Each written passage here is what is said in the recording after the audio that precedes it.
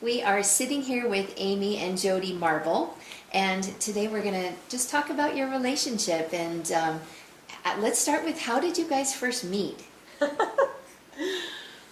Well, It was at a place that she wasn't supposed to be at. It was a pool hall, billiards, and she couldn't take her eyes off me. yeah. Well, there is some truth to that. A girlfriend and I went to a billiards place, and her dad specifically had asked us not to go, and I didn't want to be there, but she had seen somebody that she had eyes for, so we went anyway because she was driving. So as we're in there, we're playing pool, in walks this entourage of like 25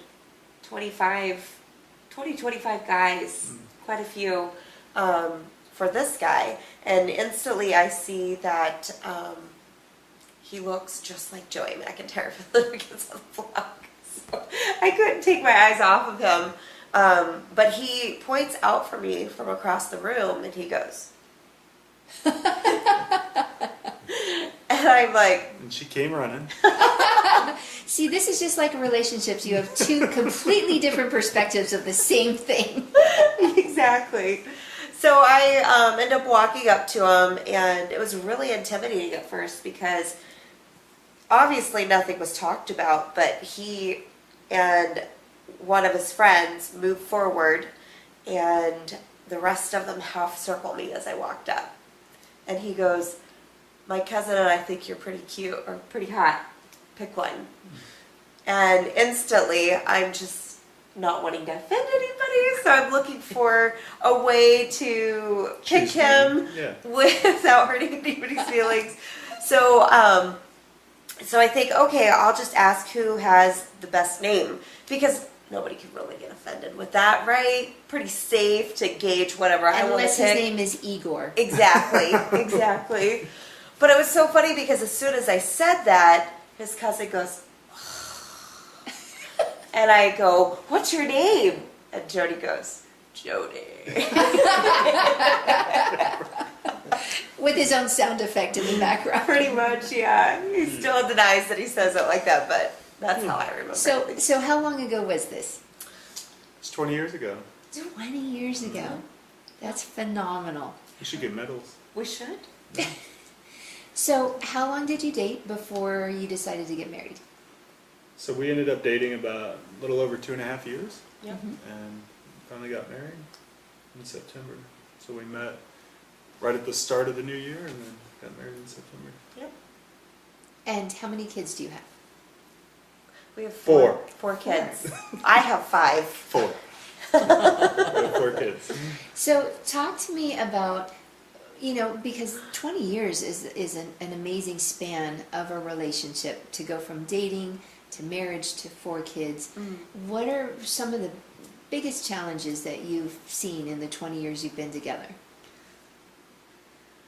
I think one of the biggest challenges that we see is that marriage really isn't an institution of value anymore. And with that, Amy and I chose to be a little bit different, where we vested for the long haul, and we made the D word, we call the divorce D word, and we just don't even let it be in our thoughts or in our minds. So we take that out of the equation, and it takes whatever it is to have a solution. And sometimes it's hard, and sometimes it's painful, but in the end, we're still together. Yeah, that's always good. That's So, awesome. yeah. So there's a lot of adjustments, I know, when you go from dating to marriage. So what were your communication styles like back then? Were they completely opposite? Were they similar? And how have they changed over the years? Well, see, communication is for other people. I don't really care to do that. I'd rather interesting. just keep to myself and let it be. And of course, I was just the typical girl where I wanted to communicate about everything under the sun. But yeah, so it's a give and take. I think over the years, I've learned to let things lie for a little bit and allow him space to mow them over. Whereas when we first started out, I did not know how to do that at all. And then he's learned how to talk. So, which is huge, because yeah, he would rather not communicate at all and just pretend everything was fine. So, yeah. So what are some of the life lessons that you pass on to others? Because I know that you really have a heart for Christian counseling for people in relationships. What are some of the nuggets that you can pass on as far as somebody starting out in a relationship? Or I think you've probably told me that you also speak with married couples as well. What are some of the nuggets that you pass on to help somebody come from sitting on separate ends of the couch to coming together and sitting in the middle of the couch?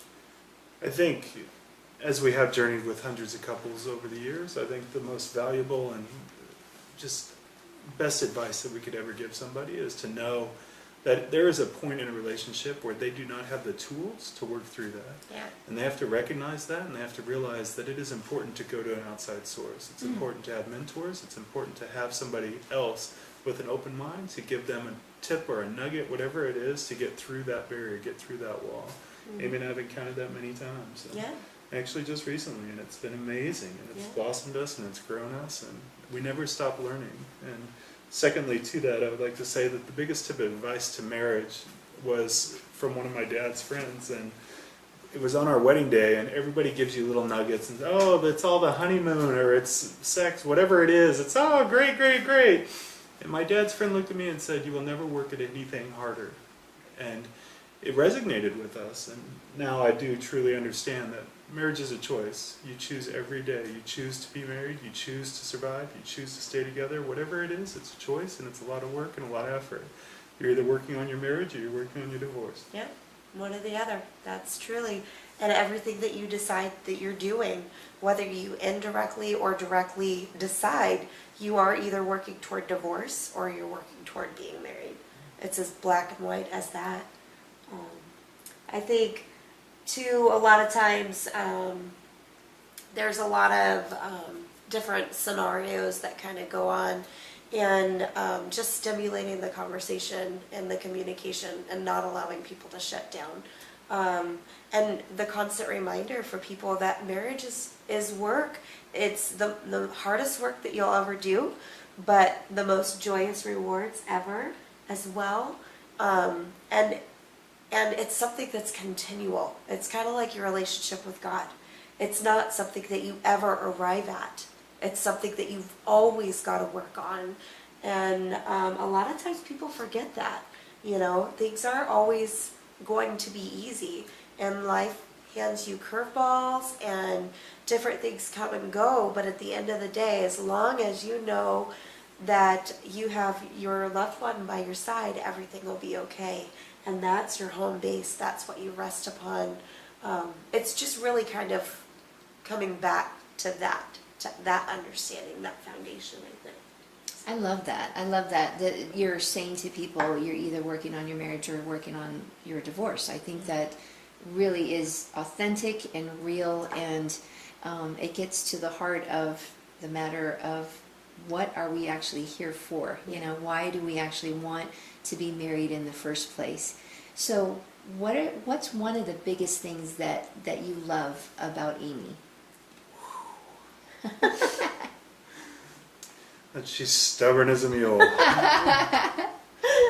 It's a curse, but it's the biggest blessing I think that we have in a relationship. I am extremely stubborn. I'm extremely headstrong, and she will push and push and push until I see. And I am so grateful for that. Because if she didn't do that, I'd just walk all over. I'd bulldoze, that's what we call it. And I'm truly grateful that she can stand her ground and stand up to me. That's awesome. And Amy, did you know that? Yeah, we're both very dominating, strong personality types. We're both very competitive. We complement each other in a lot of ways. We also push each other to be the very best. So not every single marriage, the skill sets or, you know, you're going to have personality types kind of come together. And we have quite a few that are very similar, and then quite a few that are complementary. But one of them is both of us are quite headstrong, and we're both very determined. So when we see something, we don't back down from a challenge very easily, which for people not understanding relationships going into it, that can be a huge downfall. But for people who know what it is that they're getting into and are on a path of setting themselves up for success, it's probably the biggest blessing that we could have ever asked for. God's been able to open doors and allow us to walk through doors that we would have never imagined if it wasn't for both of us being stubborn. So That's great. very And exciting. so, Amy, what's the one thing that you love about Jody? Yeah, Amy. Well, there's too many to list. You know, I think the biggest thing that comes to my mind that I really appreciate and that I love is the fact that he's very much a truth teller, and he tells things like they are. And I admire his boldness. I admire his ability to speak up when something needs to be said, when sometimes most people would probably cower and feel uncomfortable. That's when his boldness comes out, and he's been able to speak truth in a lot of areas that I think given certain circumstances people might have ran and hid, but to see God work through that and through him and through other people and through our relationship, it's really inspiring. I love that about him. Thank you. Well, it's been fantastic talking with both of you. Like I said, for as long as I've known both of you, I've always admired the fact that you still look at each other like back in that billiards hall where you locked eyes on each other, and I love that. 20 years later, I think that's a huge testament to the work that you actually have done, because most people want the microwave society, right? We want it 30 seconds or less or else I'm out of here. And I love that you didn't shy away from that hard work, and you're reaping the fruits of both of you being in it.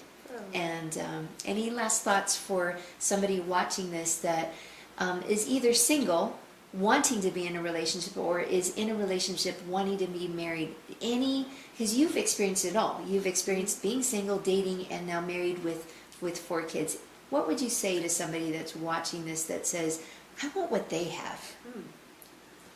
I would definitely say that you need to take a stand, and that you need to decide whether you're going to have a marriage of biblical proportions where 2 people become one, and it's unity that God is in. It's a unity that's above and beyond yourself. Or if you're going to have a unity that the society takes in perspective. And the reason why I say that is, out of our friends, we're lone rangers. Not very many of our friends are left. You know, we've been married for 17, going on 18 years. We're kind of alone in that journey. We don't know many friends who have been together that long. And with that, it's because we choose to be godly. We choose to do what God has invested in us. And I know from the bottom of my heart that I am only half complete without her. I understand what God did. I understood that he took a broken man, put me with a broken woman, and created something absolutely beautiful. I understand what oneness is. Yeah, I think really getting down to the basics of non-negotiables. I think whatever journey you're on, whether you're single, there's a list of non-negotiables that you have to have for your life course. Who you know you are, who you know that God created you to be. There are a list of non-negotiables that are interwoven in who you are that you really need to identify with. And then same thing going through the dating realm, that continues on. I think there's a list of non-negotiables that you have to have. And believe it or not, the list is very small, but they are very much non-negotiables. And people just need to identify with that and not stray from it in dating.